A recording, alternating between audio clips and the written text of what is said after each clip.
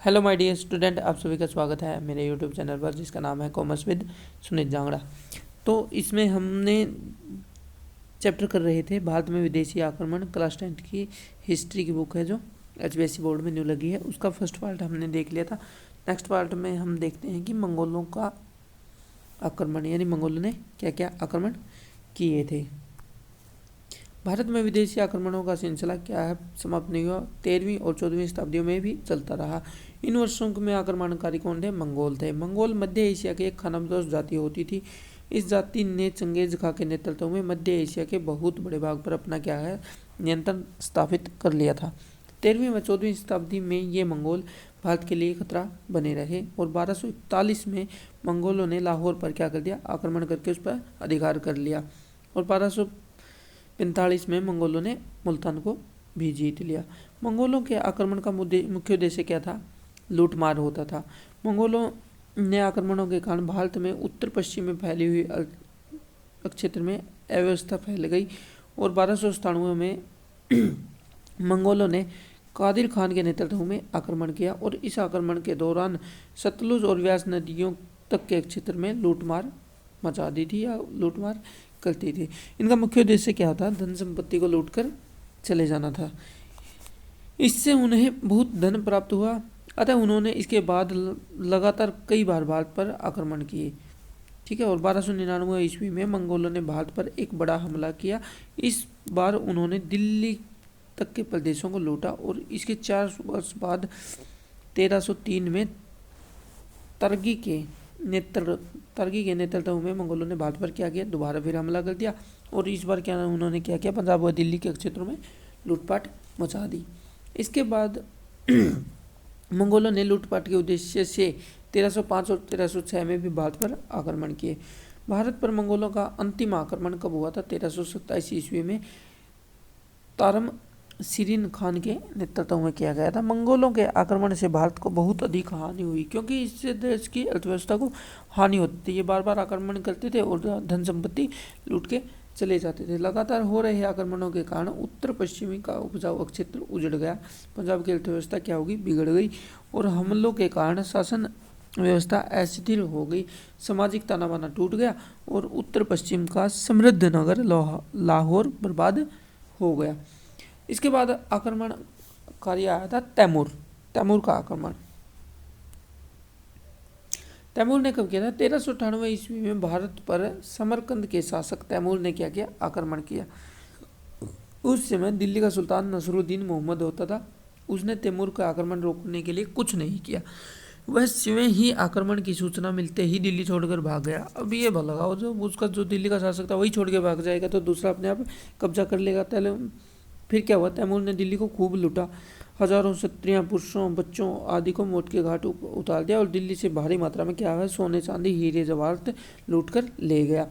बहुत से युद्धबंदी स्त्री पुरुष बच्चों के को दास बनाकर मुस्लिमों को बेच दिया। तैमूर के नरसंहार की बातें दिल्ली व उसके आसपास के क्षेत्रों में कई सदियों तक होती रही और वह दिल्ली व उसके आसपास के क्षेत्र को तैमूर ने क्या कर दिया था, बर्बाद कर दिया था। पंजाब पर उनके प्रतिनिधि ने कई वर्षों तक शासन किया। तैमूर के आक्रमणों से क्या हुआ था, सुल्तानों की सैन्य व्यवस्था की दुर्बलता को प्रकट करके सल्तनत के पतन की मुख्य भूमिका निभाई। इससे क्या होता, जो सल्तनत काल था वो खत्म हो गया था। उसके बाद आते हैं हमारे बाबर साहब। बाबर ने आक्रमण किया। बाबर ने आक्रमण किया था 16वीं शताब्दी में। क्या किया था बाबर ने? आक्रमण करने वाला प्रमुख व्यक्ति कौन था? जहीरुद्दीन मोहम्मद बाबर था। वह तैमूर का वंशज था। तैमूर का वंशज यानी उनके उत्तराधिकारी के रूप में था। उसका पिता मध्य एशिया में स्थित फरगना का शासक था। पिता की मृत्यु के बाद अल्पायु में ही क्या हुआ, 1494 में वह शासक बन गया। लेकिन मध्य एशिया में उज़्बेकों की शक्ति के आगे उसकी एक न चली। अंत में क्या हुआ, उसे वो 1504 ईस्वी में काबुल का शासक बन बैठा। काबुल से वह भारत पर हमले की योजना बनाने लगा और 1519 में उसने क्या हुआ, भारत के समवर्ती किले बाजौर पर आक्रमण करके उसे जीत लिया। अब इससे क्या हुआ, उसका हौसला बढ़ गया और इसके बाद क्या हुआ, उसने अपने दूसरे आक्रमण के क्या क्या पेशवावर को भी जीत लिया। इसके बाद 1520 ईस्वी में बाबर ने पंजाब के सियालकोट पर आक्रमण किया, लेकिन वह इससे आगे नहीं बढ़ सका क्योंकि सैयदपुर के लोगों ने उनका क्या किया, डटकर मुकाबला किया। इसके बाद बाबर ने अपना चौथा हमला पंजाब पर किया और उसने पंजाब को भी जीत लिया। इसके बाद आती है हमारी हरियाणा की सबसे महत्वपूर्ण लड़ाई, जो कहाँ हुई थी, 1526 ईस्वी में पानीपत में लड़ाई लड़ी गई थी। उस समय क्या होता था, बाबर का सबसे महत्वपूर्ण हमला दिल्ली की सल्तनत पर था। यहाँ का सुल्तान उस समय कौन था, इब्राहिम लोदी था। वह एक अप्रिय शासक था। बाबर ने उसे 1526 ईस्वी में पानीपत की प्रथम लड़ाई में हराकर मार दिया। तो पानीपत की प्रथम लड़ाई किस किस के बीच हुई थी, बाबर और इब्राहिम लोदी के बीच में।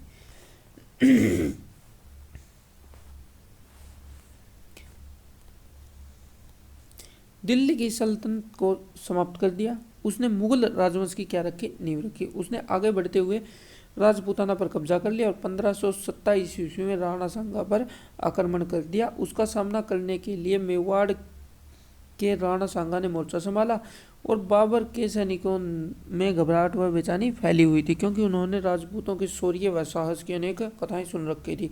साहसी शूरवीर, युद्ध एवं रक्तपात के शौकीन तथा राष्ट्रीयता की सशक्त भावना से ओतप्रोत राजपूतों को के सामने पाकर मुगल सेना का आत्मविश्वास डगमगा रहा था। ऐसे में बाबर ने क्या किया, जिहाद का सहारा लिया और उसने क्या किया, मदिरा के प्याले तोड़कर अपनी सेना का क्या कर दिया, मनोबल ऊंचा करने का प्रयास किया। खनवाह नामक स्थान पर क्या हुआ, राजपूतों ने वीरता से मुगलों का सामना किया। किसको, इसको खानवा का युद्ध बोला जाता है। दोनों पक्षों में भयंकर युद्ध हुआ, लेकिन बाबर की जीत हुई। बाबर ने मुंह तोड़ जवाब देने के लिए अब राजपूत मोदनी राय के आसपास एकत्रित होने लगे और 1528 ईस्वी में बाबर ने मोदनी राय पर हमला कर दिया। दोनों सेनाएं कहाँ मिली, चंदेरी में। जनवरी 1528 में युद्ध हुआ। चंदेर का युद्ध कब हुआ था, 1528 में। लेकिन राजपूतों ने अपने प्राणों की बलि देने से पूर्व मुगल सेना का भयंकर प्रतिशोध किया और अगले वर्ष 1529 ईस्वी में क्या हुआ, घाघरा का युद्ध हुआ। अफगानों को हराकर बिहार पर भी अपनी सत्ता स्थापित कर ली। नेक्स्ट आता है हमारा नादिर शाह का आक्रमण। नादिर शाह का आक्रमण कब हुआ था, 17वीं शताब्दी के अंतिम चरण में औरंगजेब द्वारा अपनाई गई नीतियों के कारण मुगल साम्राज्य क्या हो गया, कमजोर हो गया। उत्तराधिकारी के युद्धों ने इस स्थिति और भी शोचनीय बना दी। इसका लाभ उठाकर 1739 ईस्वी में ईरान के शासक नादिर शाह ने क्या कर दिया, भारत पर आक्रमण कर दिया। इस समय दिल्ली में कौन था, मुगल बादशाह मोहम्मद शाह का शासन था। वह अपना अधिकतर समय क्या भोग विलास में तथा आमोद प्रमोद में व्यतीत करते थे। ये तो इनकी शुरुआत से ही रुचि रही सभी की, भोग विलास करना। लोग उसे क्या है, मोहम्मद शाह रंगीला कहते थे क्योंकि जो रंगीन मिजाज का आदमी था। वह नादिर शाह के आक्रमण से दिल्ली की रक्षा करने में असमर्थ रहा। उसकी सेना को नादिर शाह ने 24 फरवरी 1739 में करनाल के युद्ध में हरा दिया।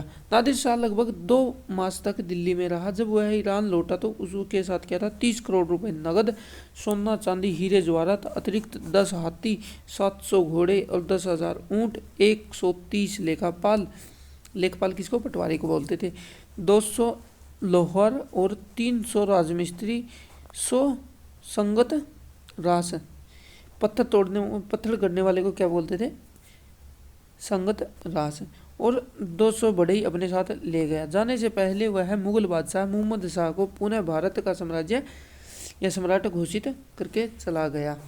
उसके बाद क्या हुआ,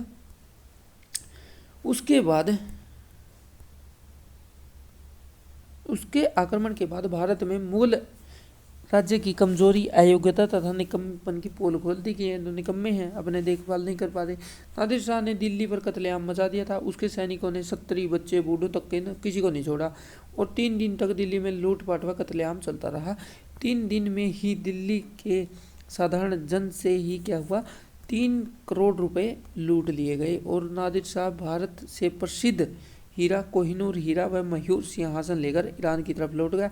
मयूर सिंहासन स्वर्ण व नवरत्न जड़ित मुगल बादशाहों का सिंहासन था, जिसकी कीमत उस समय भी करोड़ों में थी और मुगल बादशाह मोहम्मद शाह ने दिल्ली लूट जाने के डर से उसे पूरा पंजाब प्रांत उसे दे दिया था। इसके बाद आते हैं हमारे अहमद शाह अब्दाली। 1556 में अहमद शाह अब्दाली ने क्या किया, भारत पर आक्रमण किया। उसने दिल्ली में लूट मचाई, बल्कि पूर्व की ओर आगे बढ़ते हुए मथुरा तक लूटमार करता हुआ चला गया। और अब्दाली की इन गतिविधियों को रोकने के लिए भारत में मराठों की शक्ति उभर रही थी। मराठों ने अब्दाली के विश्वस्त लोगों को पंजाब से हटा दिया और अपने एक विश्वसनीय व्यक्ति अदीना बेग को पंजाब का गवर्नर बना दिया। अब्दाली को इससे क्या हुआ, बड़ा क्रोध आया और उसने पुनः भारत पर हमला कर दिया और मराठों का सामना किया।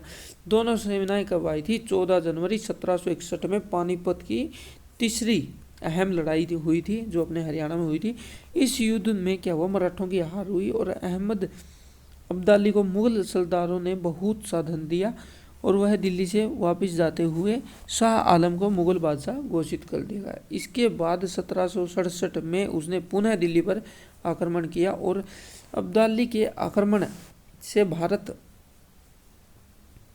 को बड़ा आर्थिक राजनीतिक क्या हुआ था, नुकसान हुआ था। अब्दाली के पानीपत के तीसरे युद्ध में मराठों को हराकर उसकी दिल्ली की सत्ता स्थापित करने की संभावना समाप्त कर दी और अब्दाली के आक्रमण से पंजाब एक बार पुनः क्या हो गया, बर्बाद हो गया। अब्दाली ने भारत से बड़ा धन प्राप्त किया, वो धन लूटकर चला गया। अब्दाली से हारकर मराठों ने भारत की जीतने की योजना पर गहरा धक्का लगा। उन्होंने मन से त्याग दिया कि हम जीत पाएंगे। उनकी शक्ति का ह्रास होने के बाद क्या हुआ, भारत में ईस्ट इंडिया कंपनी के राज्य का विस्तार हो गया, जिसने भारत को अनेक वर्षों तक लूटा।